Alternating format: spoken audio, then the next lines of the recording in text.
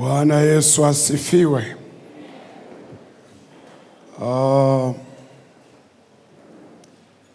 Tunamshukuru Mungu ambaye alikuwa pamoja nasi tangu tumefika hapa Mombasa. Tumeendelea na huduma. Tulianzia huko juu kwenye preaching point ya kanisa hii, lakini pia tulifanya revival pale Deliverance, na tukaja hapa. Leo ndio tunahitimisha. Leo nataka nifundishe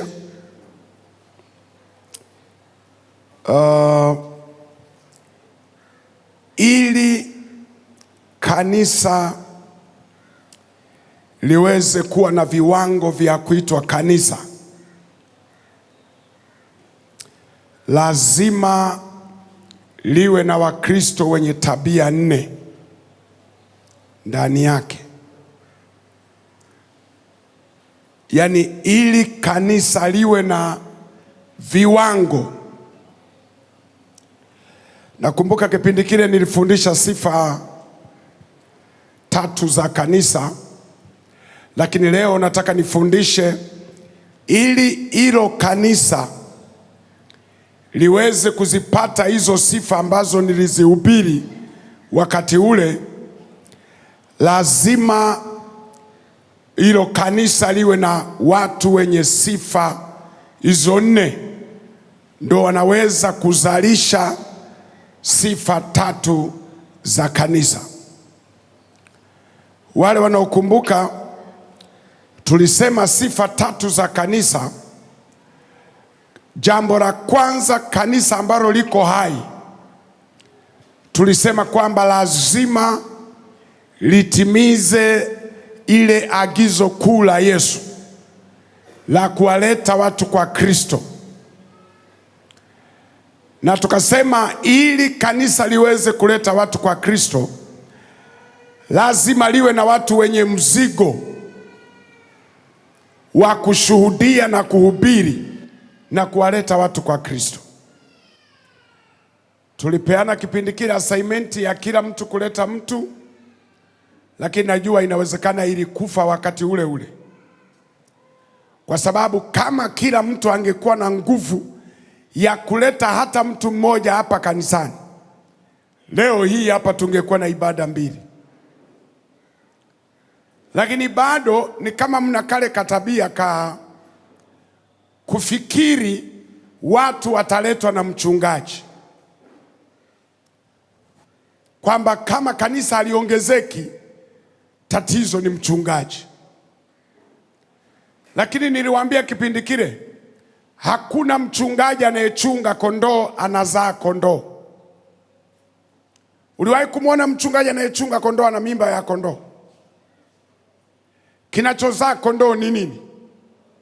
Kondoo zinazaa kondoo. Na tulisema ukiona una kondoo zinakula majani nini, zinanenepeana, haziongezeki, inabidi ufanyeje? Zipelekwe bucha, kwa sababu hazina faida. Kwa hiyo nilisema hata wewe kuwepo mahali hapa, kama mwaka unaisha haujaleta hata mtu mmoja, unakuja kanisa kama vile umeandikiwa sindano hospitali, haushirikishi watu wengine, una matatizo, una shida ya kiroho.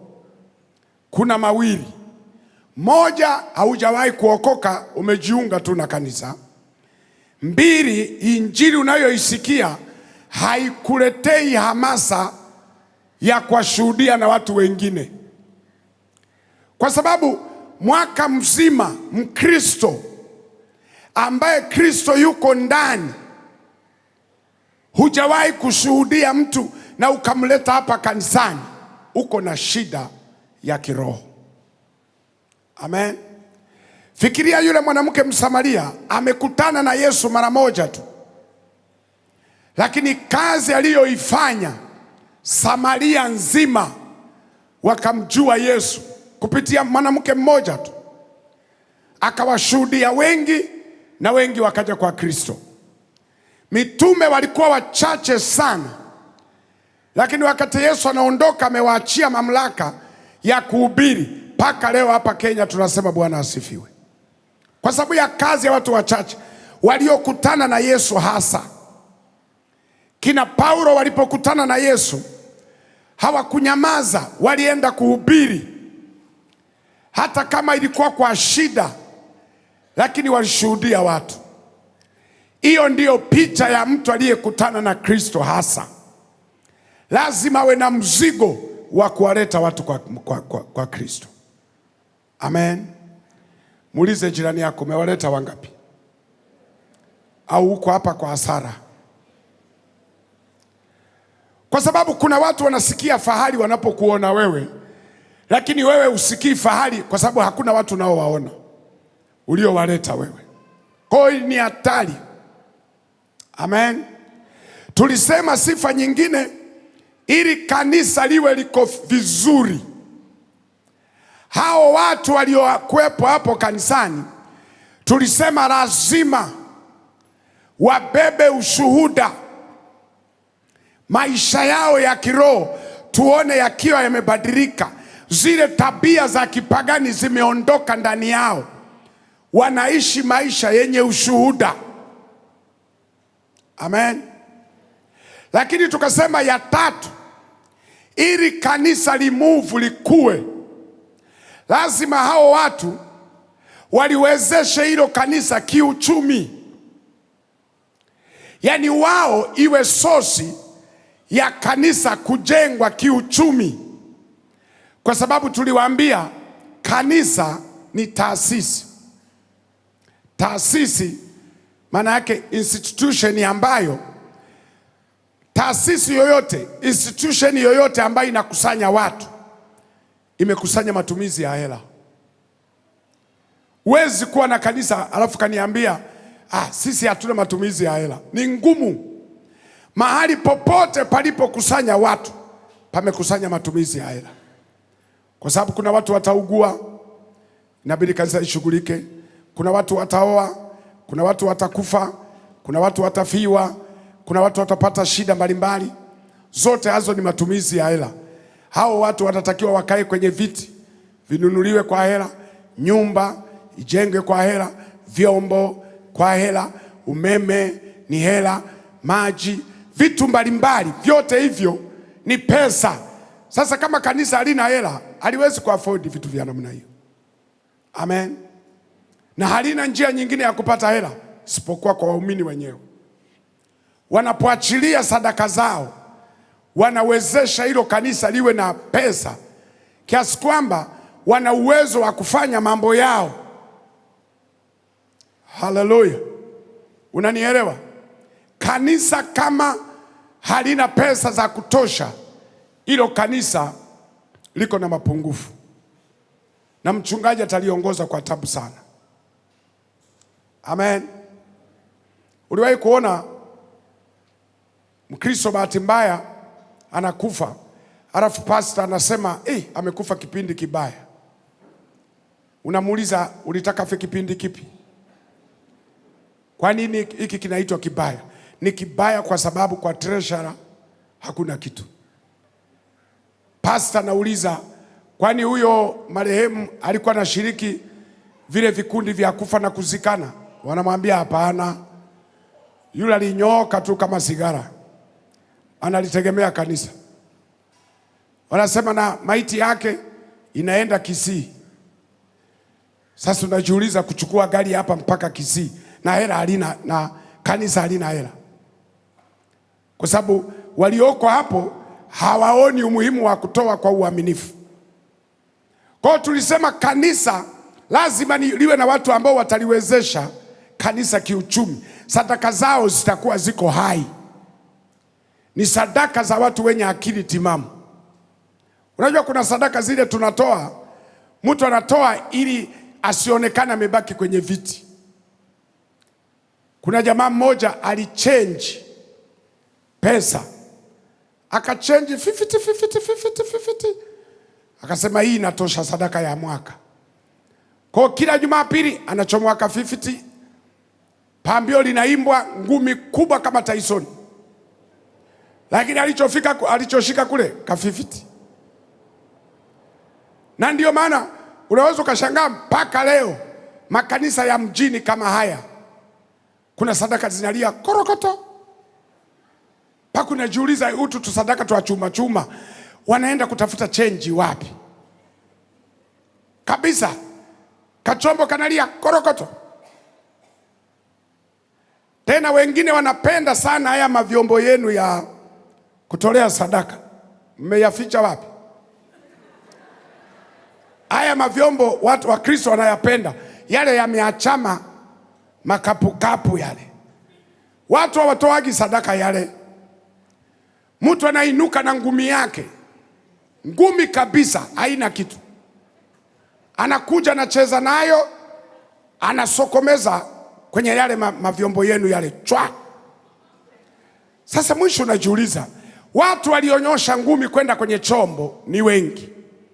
Unahesabu sadaka hazifanani na hizo ngumi nyingi. Kumbe ngumi zingine zilikuwa tupu. Ndio maana siku hizi watu wamegundua sadaka itolewe kwa bahasha na ijazwe. Kuwe na kakaratasi mule ndani ya bahasha, unajaza mimi natoa 100, natoa 200. Alafu wale wanaohesabu wanahakikisha wanakujazia hapo 200. Kwa sababu ngumi hazikai kwenye bahasha. Lakini sasa tunaaminiana. Tunaamini wote tuko serious. Lakini tunasahau binadamu ni kiumbe akijawahi kuwa nini? Serious. Mtu anakuja na ngumi yake anaweka, anaenda. Kwa sababu hakuna CCTV kamera iliyokaa kwenye kikapu kwamba inaonyesha imepokea kiasi gani kutoka kwako. Usanii. Hasa kanisa haliwezi kwenda likijaa watu wasanii namna hii. Hallelujah. Muulize jirani yako, leo umeandaa shilingi ngapi? Una 20 bob?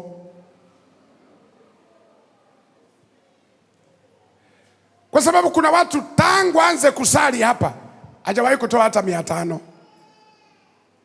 Yaani shilingi 1000 aiachie kwenye chombo hivi, anaweza kazimia. Hajazoea. Si niliwaambia habari za yule mtu ambaye alipanga kutoa 100, akasahau 100 ameiweka upande upi. Kachomoa 1000, akapiga kelele, he, mkono meganda. Watu wa protoko wanakuja, we shida gani? Sasa zamani, nini? Sikupanga kutoa hii. Ulipanga ipi? Kuna 100 iko hapa. Sasa wanamuuliza, umo kwenye chombo umeziona 1000 ziko ngapi? Ziko nyingi tu. Sasa tutajueje ndio moja wapo ya kwako? Serious kabisa hii yangu, walai. Wakamwambia ondoka, mie ndio wezi. Alihama kanisa. Wamemwibia 1000. Lakini huyo akihonga wanawake 5000, 10,000, anawaomba na msamaha. Kwamba samahani, hali mbaya, shika 2000 ikulee kidogo kwa miezi. Shika 5000 ikulee kwa miezi wakati nahangaika. Kwa Mungu 1000 napiga kelele. Hebu niambie, kanisa likiwa na watu wa namna hii wengi, litasogea litaenda wapi?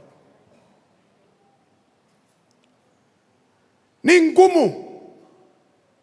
Ndio maana pasta anaweza kawa na maono makubwa, lakini kama hajazungukwa na watu hawa, maono yake yatakufa tu.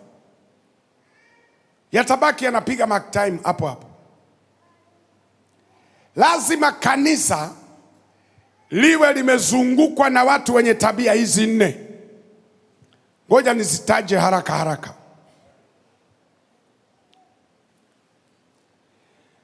Ukisoma ile Matendo ya Mitume 2:43-47, ile mistari ya kanisa ambayo inaeleza habari ya kanisa la kwanza ambalo lilikuwa na sifa zile tatu ambazo nimezieleza hapo.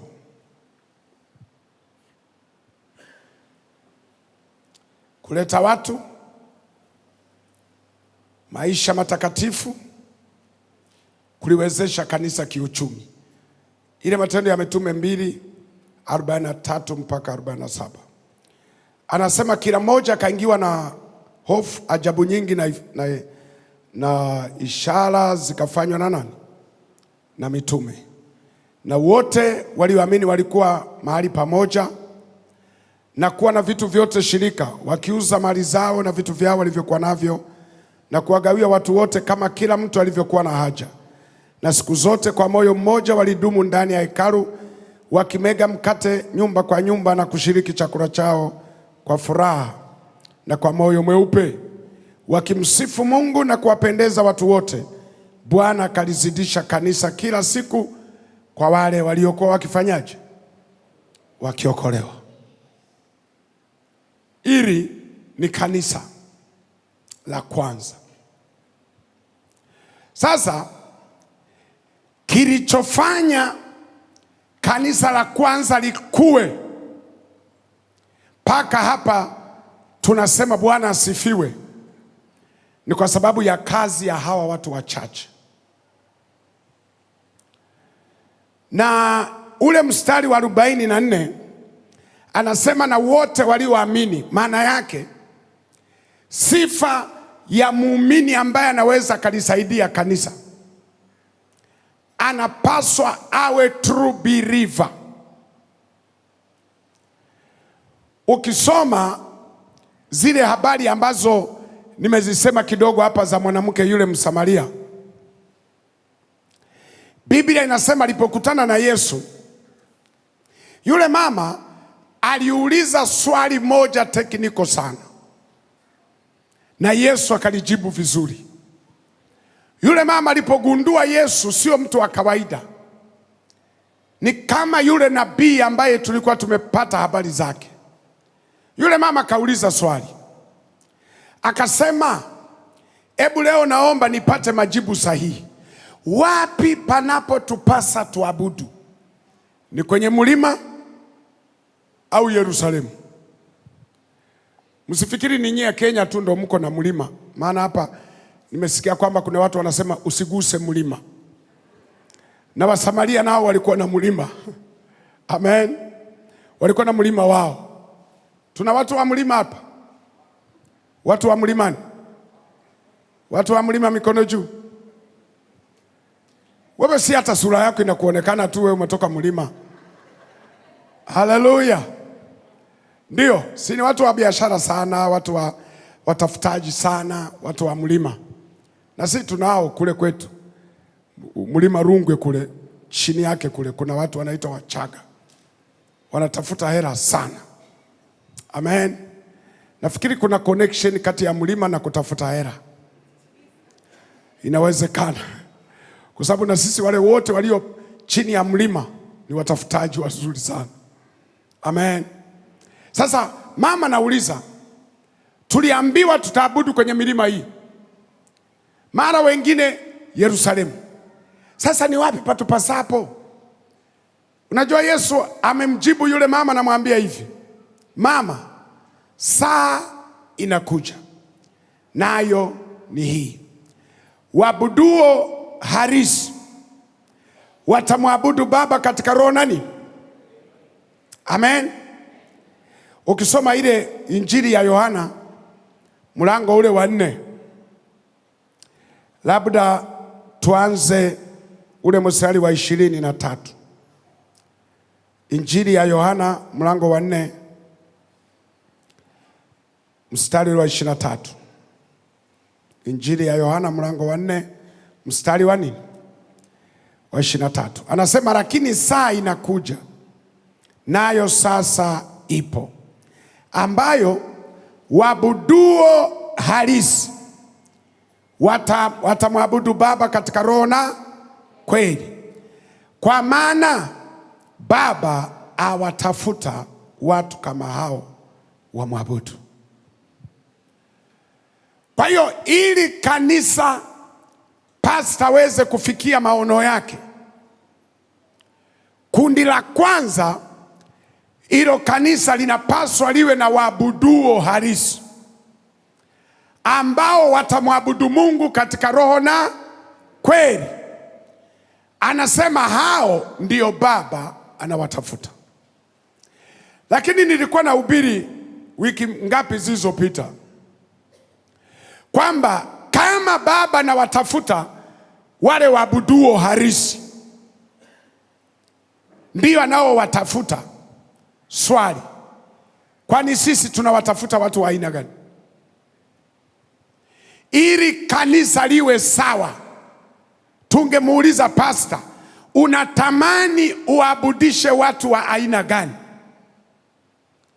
Na yeye angesema hiyo sentence kwamba na mimi pastor na watafuta waabuduo halisi. Na sio tu pastor, tungekuuliza hata wewe unatamani kuabudu na watu wa aina gani? Na wewe ungesema natamani kuabudu na watu waabuduo halisi. Hata familia yako, tungeiambia familia yako, unatamani kuishi na mtu wa aina gani hapa kwenye familia? Na wewe ungesema natamani kuishi kwenye familia na mtu anayemwabudu halisi. Kwa sababu niliwaambia, tunaposema tunawatafuta waabuduo halisi, sio tu kwamba tunawatafuta hao ili waingie mbinguni. Nilisema tunawatafuta waabuduo halisi. Habari ya kuingia mbinguni ni yako na Yesu, lakini sisi tunapata benefit ya kukaa na mwabudu halisi kwa sababu hautatusumbua. Amen. Hebu niambie baba, umeoa kabibi kasumbufu, sio kaabuduo halisi, si unateseka nako? Au mama, umekaa na bwana sio mwabudu halisi, si utateseka naye? Kila wakati pressure, simu zake, message zake zimejaa mapepo matupu. Watu wanaompigia simu saa 4 usiku mashetani kabisa. Paka wengine unasikia wanaongea kwenye simu, huyo mjinga umelala naye hapo. Na mume wako anaogopa kuongea, anabaki tu yeah, okay. Mbona uongei? Ukiona message simu zozote ambazo haziko halali, mwanaume mwanamke hawaongei, zinakuwa nyingi ya ndio, yes, in fact, actually, imagine. Yani huoni kabisa sentensi za kueleweka. Alafu mtu wa namna hiyo ndio unaishi naye na Jumapili mko naye kanisani. Unajua inauzi, inakasirisha. Yani unaabudu na kimutu, akiabudu halisi yupo kanisani, paka moyoni unajisemea, mume wangu anamaliza tu oksijeni kanisani, mke wangu anamalizia tu watu hewa kanisani, kwa sababu sio mwabudu halisi. Sasa hebu niambie, huyo mtu ambaye sio mwabudu halisi, mkimsogezea kapu la sadaka liko salama? Si ndio aona kuangua pesa za kanisa? Amen. Watu wanatoa pesa, mtu mwingine anafinya, akiona 1000 naokota chapu chapu ameiweka. Ndio maana nawaambiaga watu, muamini mtu kwenye kupanga viti na kusogeza mbao na matofali, sio sadaka. Sadaka zibepwe na watu wawili, zikahesabiwa na watu wawili, kwa sababu sadaka hazijawahi kuokoka, hazijawahi kubatizwa. Zikikaa kwenye chombo cha sadaka zinamuita anayezihesabu. zinamwimbia kawimbo ka Rose Muhando, sadaka. Yaani ukiziangalia tu utasikia zimeanza kukuimbia, nibebe, unichukue, uniweke mikononi mwako niwe salama.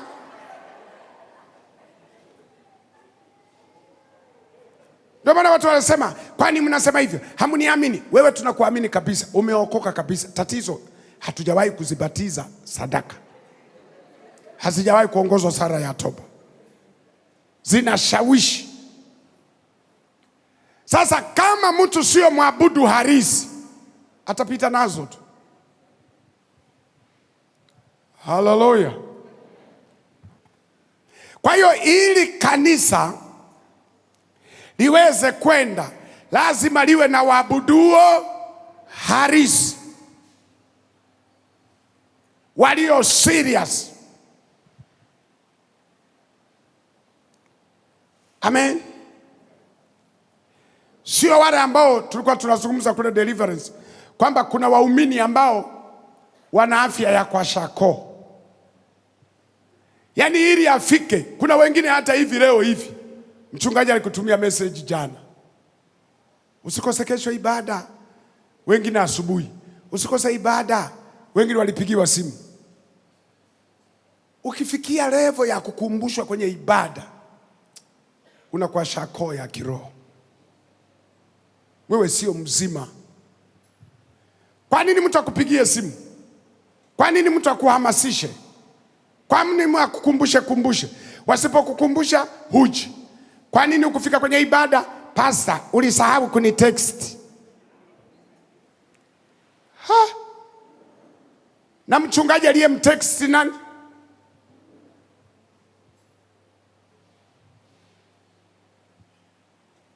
Nilikuta kanisa moja wanamuungia pastor message za offer. Message 1000 ziwe za kukumbushia waumini kwenye ibada. Hiyo sio kanisa, ni kikundi cha wahuni. Kanisa la watu serious, wanamjua Mungu wanayemwabudu, wanajua thamani ya wokovu wao, wanajua matendo makubwa Mungu aliwafanyia, amewatoa mahali na kuwapeleka mahali. Halafu niambie waje kanisani kwa kuhamasishwa na message. Makanisa yana magrupu ya WhatsApp. Sio mbaya. Lengo la magrupu yalikuwa ya kukaziana misiba, michango, vitu gani. Leo yanatumika magrupu kuwakumbusha watu ibada. Halafu mtu ana comment hapo kwenye grupu, oh, I forget. Ulisahau? Asante kwa kunikumbusha. Pana uzima hapo.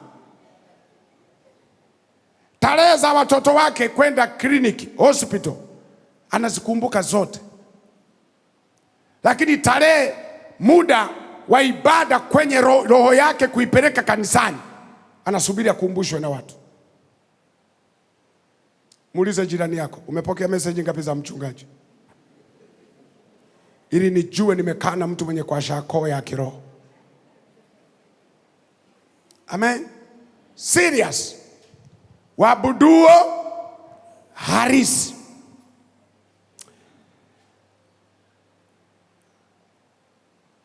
Lakini pointi ya pili,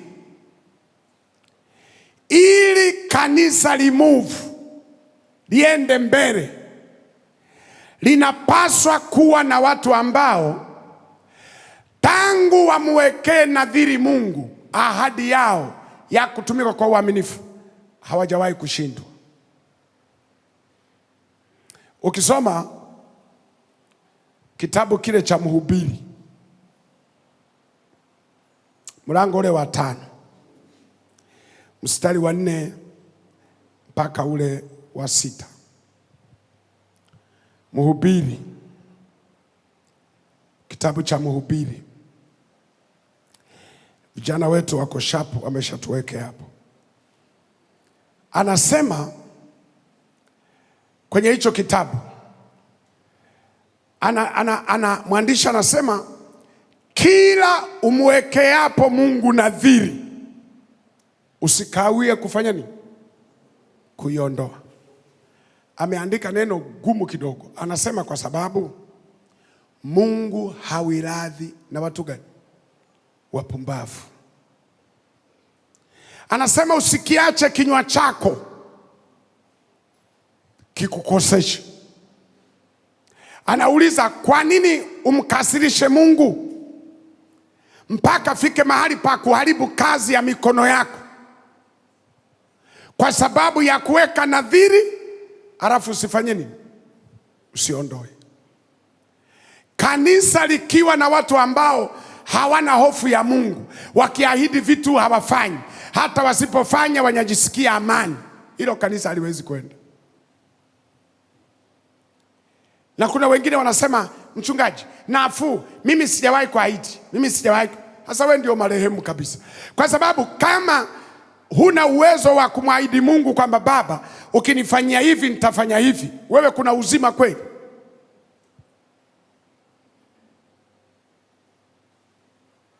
Yaani kuna watu ambao ni mabingwa. Kuna watu wanasema, mimi sijawahi kuahidi kwa kinywa, lakini kwa moyo. Kuna vitu naahidi moyoni mwako, lakini mpaka leo hujaviondoa na hujui kama Mungu alikusikia.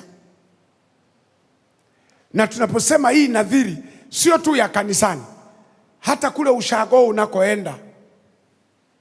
Wangapi wamezaliwa ushago vijijini? Kuna watu wengine hata sura yako inakuonyesha, ila hutaki kunyoosha. Sura zetu sisi wa vijijini zinajulikana. Hebu angalia sura ya jirani yako, si ni ya kijijini kabisa hii? Imekomaa, ya kijijini. Haijazaliwa kwenye sofa hii, imezaliwa kijijini. Mimi kwetu hata magari hayafiki. Tumechonga tu barabara twetu wa kuzunguka milima, ndio bodaboda zinaenda. Gari yangu naiachaga kilomita 10 na kitu huko, ndio nitembee kwa mguu kwenda nyumbani. Ni mtu wa kijijini kabisa. Si unaona hata sura hivyo kaa? Imezaliwa kwenye matatizo, imekulia kwenye matatizo, saizi ndio inapata neema. Amen. Sasa kule kijijini ukienda, si unajuaga sisi ambao tunakaa mjini, tukienda kijijini tunakuwa kama tumungu tudogo. Unavyopokelewa, wanavyokuheshimu. Mpaka mkienda kwenye misiba utasikia, hiyo choo ya watu wa Nairobi, hiyo choo ya watu wa Mombasa, wale wana kijiji wanapelekwa choo za mbali. Utafikiri nyie mnapeleka juice na sausage. Ni vile tu mahali mnakotoka mnaheshimika. Sasa zile heshima mnalewa, mnaanza kuahidi hovyo. Hujamaliza kuwezeka bati na kutumia, ubarikiwe, kumbushe, chukua namba. Kumbe tapeli kabisa. Unapita nyumba ya mtu mwingine, hauna TV, nako ka TV kale ka nani nyuma, nitakutumia. Asante. Wanawakusanyia na mahindi, wanawachumia matunda, wanawafanya nini, wanawasindikiza mpaka kwenye stage, wakifikiri wanasindikiza mtu. Kumbe mkora kabisa naye kaa Mombasa. Umeondoka na mahindi ya watu, matunda ya watu, sijui vitu vya watu, wamekufungia kuku, wamekufanya nini? Kwa sababu uliwaahidi utamalizia mabati. Ulienda mpaka kwenye kanisa la ushago, ukasema nitawaletea speaker. Kanisa zima wakapiga vigegere. Kumbe kama mtu kenyewe hata kwenye kanisa la hapa hujawahi kuchangia hata kiti. Utachangiaje speaker kijijini wakati hapa kiti chenyewe umekalia kinatamani kikufinye?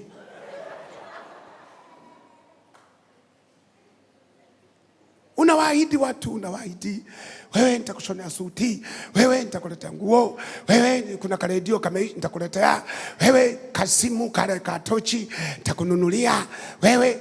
Wanakusubiria mpaka leo uko hapa. Halafu tunalisha meza ya Bwana na wewe unakuja kukinga mdomo. Mwizi, jambazi. Ndio maana siku moja niliwaza ujinga, lakini ujinga wangu huwa unapataka wafuasi. Nikasema kama siku zingine hizi tungekuwa tunampigia shetani. Shetani, uko wapi? Niko huku. Jumapili una nafasi?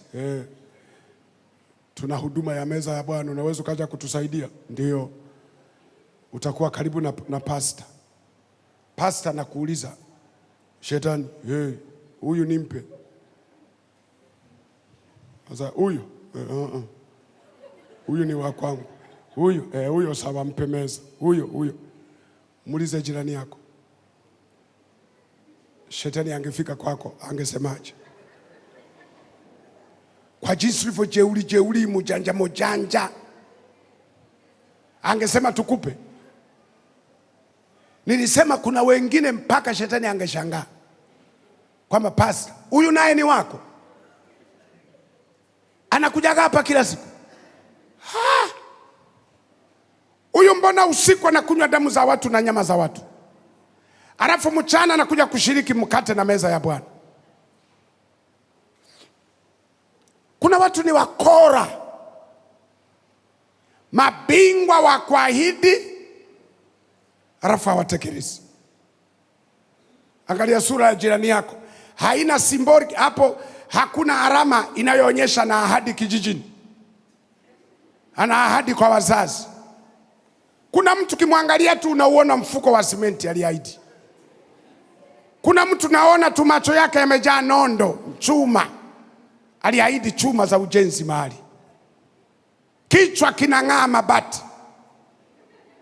Aliahidi, lakini hajatekeleza. Na una amani. Tunaabudu hapa na wewe unalembwa macho kama unakufa kesho. Wakati kabisa moyoni unajua ni mdaiwa sugu. Kanisa haliwezi kumuvu likiwa na watu wa namna hii. Mabingwa wa kuahidi hawatekelezi. Wengine mliwaahidi mpaka wake zenu, ukijifungua salama na kupa zawadi. Mama kakomaa leba, anatoa macho kama anataka kufa, maana anajua kuna ahadi.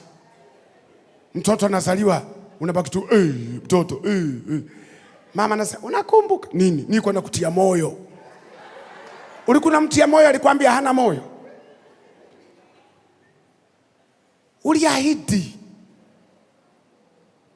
Akijifungua salama utambeba na ndege. Mama akasema sijawahi kupanda ndege, akasema jifungue salama. Mama amejifungua salama, mnyororo unamuhusu. Hiyo nani mnaita ni?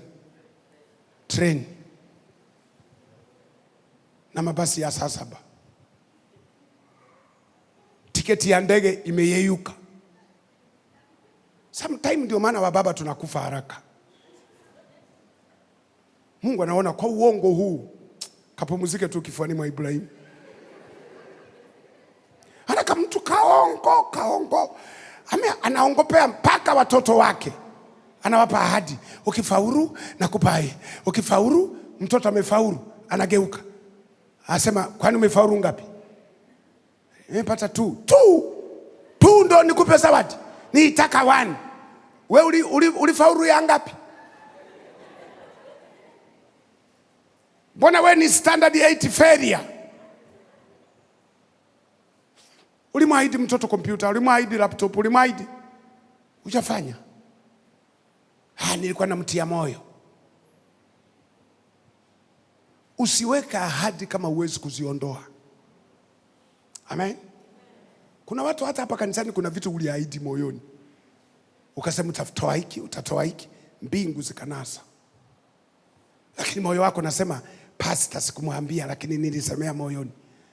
Bora ungemwambia pastor wana kukumbusha kuliko kumwambia Mungu. Kumbusha ya Mungu. Siku atakapoamua kukukumbusha ndio utajua. Shangatu ka TV kako piu kameungua. Shetani sema usinianze mimi. Wewe uliweka maahadi yako ukashindwa kutekeleza, umeme umeondoka na shoti. Vikuku vyako vile umefuga unashangaa tu kesho hivyo. Hey, mashetani, mapepo. Pepo ndio we mkuu. Bingwa wa kuahidi hutekeleza. Ili kanisa likuwe limove, lazima liwe na watekeleza ahadi ambao wakisema na Mungu wanatekeleza. Ndio maana niliwaambia msione wakati mwingine mkifa kwenye makaburi tunawaambia kifo chake ni pengo, kifo chake ni pengo. Mnaelewa mapengo tunayoyasema? Unasema labda kwa sababu kanisani hawatamuona kwa hiyo ni pengo. Hapana. Mapengo mengine ni zile ahadi zako umekufa nazo. Unatuachaje sisi huku?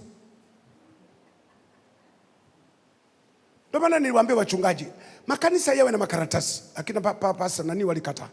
Yawe na makaratasi yenye muhuri wa polisi na mahakama na koti. Mtu akiahidi aandika hapo jina lake, kitambulisho, nini, lakini tumwambie umeuona muhuri pale? Polisi. Hapo chini koti. Ameshindwa kulipa, tuchukue karatasi tupeleke polisi. Polisi wanakuja na gari lao hapa, okota wadaiwa sugu waende nao. Wakawaulize kule, wakati unaahidi ulikuwa na akili timamu? Ulikumelewa? Hapana. Ulishikiwa pisto? Hapana. Uliahidi kabisa mwenyewe? Kwa nini hujatekeleza? Ulikuna tania kanisa?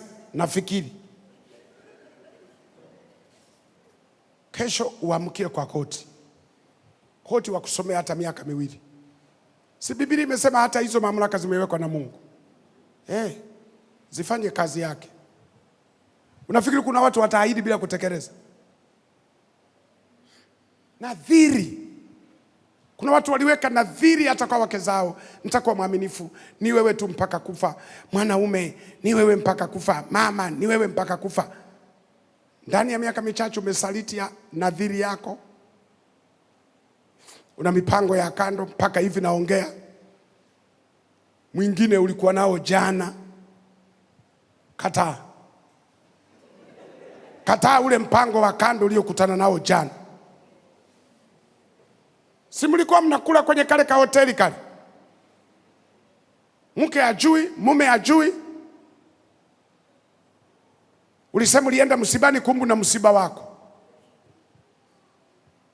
Nadhiri. Kanisa likiwa na watimiza nadhiri litasonga mbele. Amen. Jambo la pili, ya tatu. Kundi hilo. Muda wangu na ruhusu, niko na dakika 9. Ili kanisa lifike mbali, lazima liwe na waombaji. Watu wa maombi.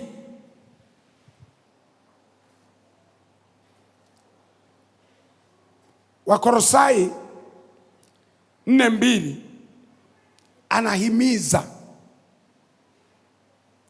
Kwa hiyo kama kanisa litakosa waombaji ambao kwanza anasema dumuni sana katika kufanya nini? Katika kuomba. Mkifanyaje? Mkesha katika mkiwa nani? Ukiwa tuna kanisa ambalo lina waombaji, wanajiombea, wanaombea kanisa, wanaombea mchungaji wao, wana connect kanisa na Mungu, hilo kanisa lazima liende mbele. Lakini ukiwa na watu ambao wanamtegemea mchungaji awaombee, pokea baraka, I receive papa, lakini wao hawaombi, hawafungi, ni waraji wazuri wa mwaka. Hata bora ya hao wenzetu ambao sio kwamba wanafunga wanabadilisha masaa ya kula. Msiwaambie kama nilisema. Si tuendelee kusema walifunga, lakini uhalisia walibadilisha masaa yani. Wakapindua ya mchana wakapeleka usiku, ya usiku wakapeleka mchana. Sasa tunajiuliza kwani siku zingine zote wanakula na usiku? Wanabadilisha tu. Sasa hivi wamefungulia leo, watarudi kufunga usiku. mchana wanakula, usiku wanafunga, ni ile ile tu. Sasa bora hata hao wanabadilisha masaa, lakini wewe tangu Januari mpaka Disemba ni kubugia tu. Unajua pastor, kuna watu tulipaswa tuwatengenezee certificate ya waraji bora wa mwaka. Tutengeneze cheti chenye vyakula, picha ya sausage, mikate, nini, cheti, alafu tuandike jina mlaji bora wa mwaka wa kanisa. Muulize jirani yako, mara ya mwisho kufunga unakumbuka?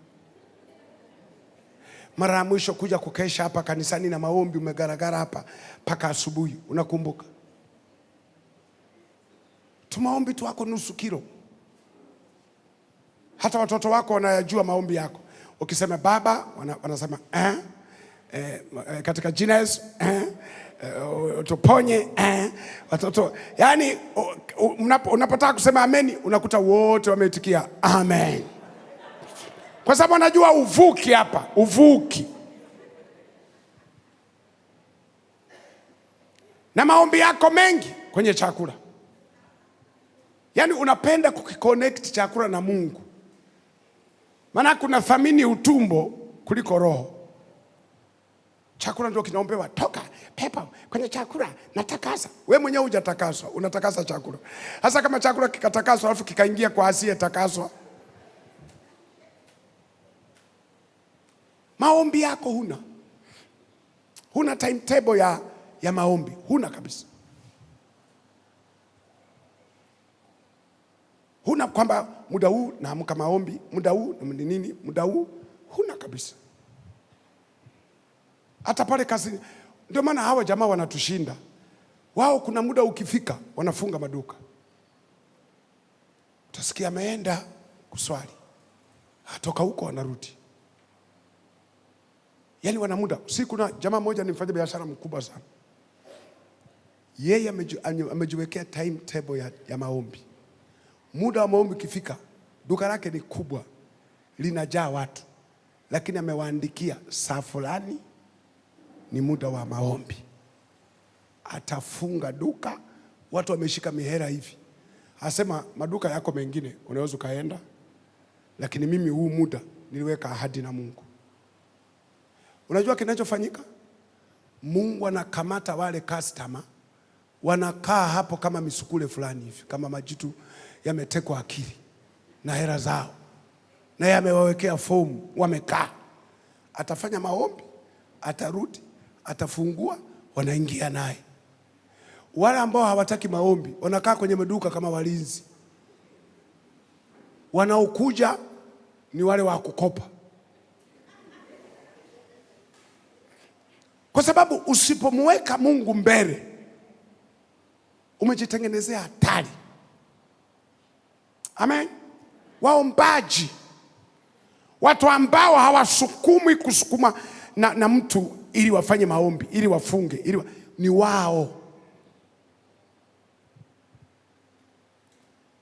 Unawakuta wako kanisani, muda wa maombi, nyumbani usiku, sio kila masaa yale ya saa 8 saa ngapi usingizi unakata ukafikiri kuna half time ya usingizi. No, ako kamuda Mungu anakakata uongee naye, uombe. Wewe ndio kwanza unachukua simu unaanza kuperuzi. Hakuna cha maombi, unageuka, unaangalia juu, unatafuta, Google usingizi, unapambana nao. Lisali zima lote ambalo lipaswa uwe la maombi, umefanya kugaragara na kuhesabu kenchi kutoka nje. Paka wakati mwingine unawasha TV kuwapigia watoto kelele. Usingizi wako umekata, unakata na wa wengine. Wakati Mungu alikata hako ka usingizi, uombe. Huna huo muda. Hatukiamka asubuhi, hamuna cha maombi. Ukiamka tu unaamkia simu, mswaki, usugue meno kwa ajili ya kula. Ukifika barabarani humo ndo umekosa na bodaboda. Yesu! Ndo Yesu anakumbuka barabarani.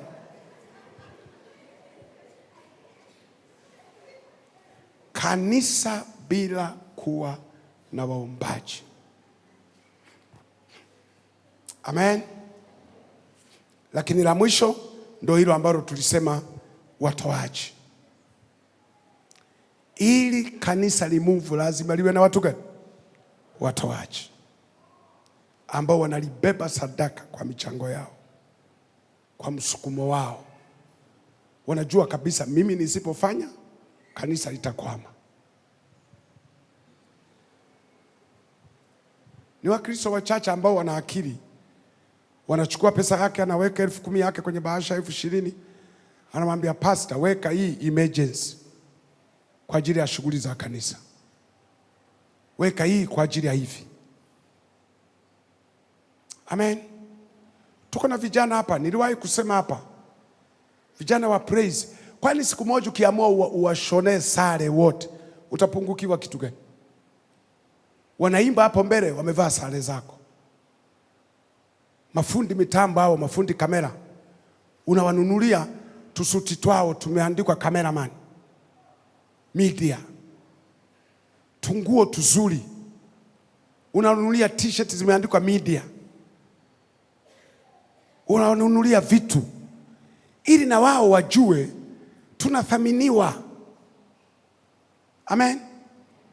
Muulize jirani yako, tangu anze kusali hapa, umewahi kumbariki cameraman? Umewahi kumbariki fundi mitambo?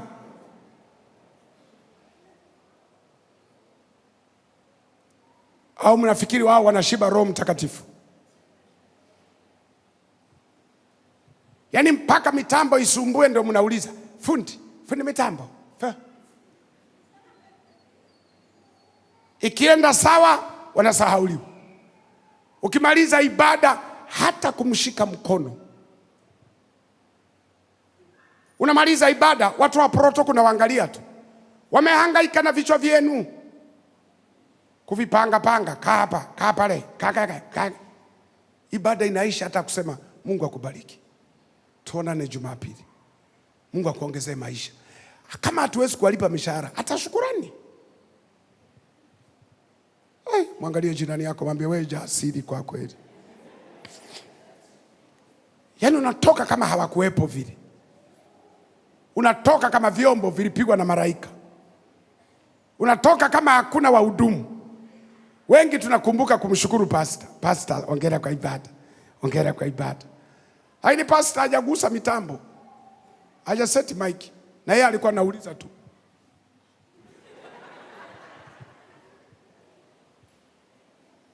Amen. Haya, naona mmeanza kubadilika sura. Naomba tusimame.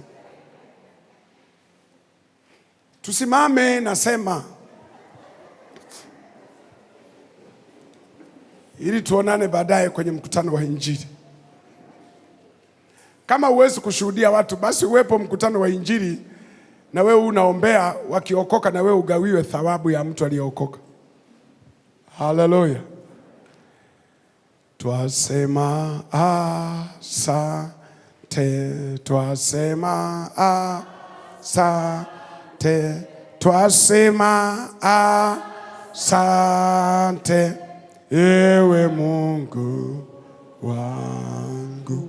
Hakuna Mungu kama wewe, hakuna Mungu kama wewe, hakuna Mungu kama wewe, ewe Mungu wangu. Wewe ni Alfa na Omega, wewe ni Alfa na Omega, wewe ni Alfa na Omega, ewe Mungu wangu. Utaenda mbele za Bwana, mulilie Mungu akuwezeshe haya mambo manne. Mulilie Mungu akupe moyo wa kuabudu katika roho na kweli. Mulilie Mungu kila ukiweka ahadi uiondoe. Mulilie Mungu ili uishi maisha yenye ushuhuda, yenye utoaji, yenye kumtolea Bwana, yenye maombi. Mulilie Mungu ili aweze kukusaidia. Hebu tuende mbele za Bwana, kila mmoja muite Bwana. Muite Bwana kwa maisha yako. Muite Bwana kwa maisha yako ya kila siku, ili Bwana kuwezeshe hizi tabia 4 ziwepo ndani yako.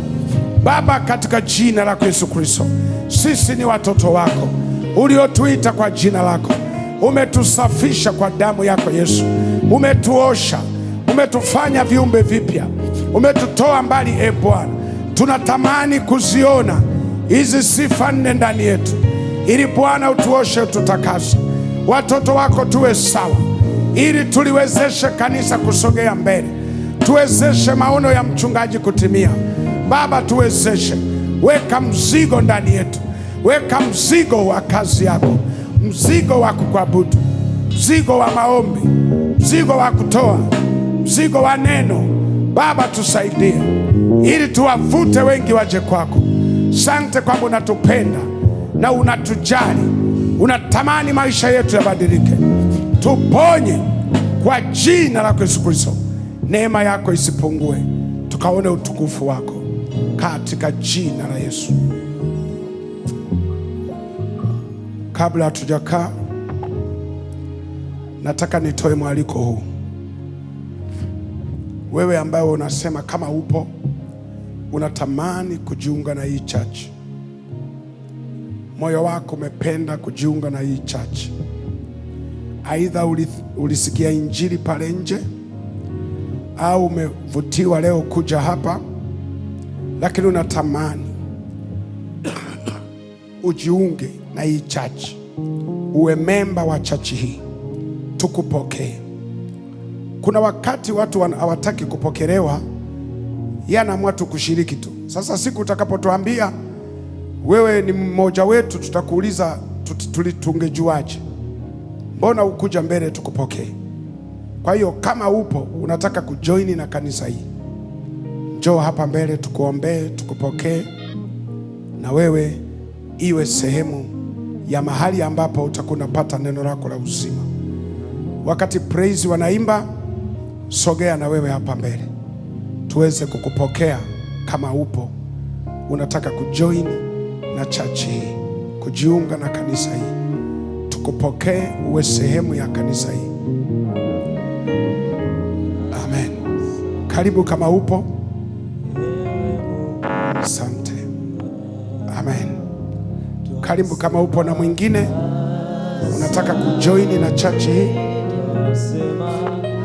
tukupokee uwe miongoni mwetu, uhudumu pamoja na sisi, utumike pamoja nasi. Vipawa ambavyo Mungu ameviweka ndani yako viendelee kufanya kazi hapa. Sogea kama upo na mwingine unataka kujoini na church, au hata kama unataka tukuombee, kuna mambo yako fulani hayako sawa na wewe pia unataka tukuombee, unaweza na wewe ukaja mbele. Njoo kama upo, sogea, sogea mara moja. Alfa na Omega, wewe ni Alfa na Omega, ewe Mungu wangu, Mungu kama wewe, Mungu kama wewe, Mungu kama wewe, ewe Mungu wangu. Amen. Kanisa, tunyoshe mikono juu ya hawa, lakini tunaanza na hawa ambao tunawapokea, hawa ambao wamekubali kujoini na church hii. Baba, asante kwa ajili ya watoto wako hawa ambao umeona vema hapa pawe sehemu ya kupata neno kwao, wajoini pamoja na sisi katika kukutumikia Mungu ndani ya jengo hili. Baba, asante kwa ajili ya wito ulioweka ndani yao wa kuungana pamoja nasi kwa imani tunawapokea. Baba, washike mwenyewe. Kuna vipawa vitainuka ndani yao kwa ajili ya kutumikia. Watatumika ndani ya hii kanisa kwa nafasi mbalimbali. Wengine watakuwa maashas, wengine waimbaji, wengine walimu na wahubiri, wengine vipawa mbalimbali. Mungu, vikachipuke ndani yao ili nasi kanisa tukafaidike na uwepo wao. Asante kwamba Mungu tunawapokea kwa imani kwamba wamekuwa wapendwa wenzetu. Lakini Baba, wako na wengine ambao wana mahitaji, wengine ni wagonjwa, wengine biashara zao haziendi, wengine wanatafuta kazi, wengine afya zao za mwili, wengine ndoa na familia zao, wengine kila wanachokifanya hawaoni mafanikio. Lakini wapo kwenye madhabahu iliyobeba miujiza yao, iliyobeba majibu yao asubuhi ya leo. Kwa jina lako Yesu, na wakabidhi kwenye mkono wako, waguse katika jina la Yesu. Magonjwa, rana, mikosi viondoke katika jina la Yesu. Wafunguliwe kuanzia leo, nyumba zao zifunguke, maisha yao yafunguke, neema yako itembee katikati ya maisha yao kwa jina lako Yesu Kristo. Ninang'oa kila rana, mikosi, mapandikizi ya adui, maneno mabaya waliotupiwa, na yafuta katika jina la Yesu. Nafsi zao ambazo wengine zimetekwa, na zikomboa kwa damu ya Yesu, zikaliwe kwako Bwana. Asante kwa sababu adui hata watesa tena, maana hawa ni watoto wako, wako kwenye madhabahu iliyo na majibu yao. Wapokee mahitaji yao, wakiondoka hapa, neema yako iwe pamoja nao katika jina lako Yesu Kristo tunaomba tukiamini. Wote tuseme amen.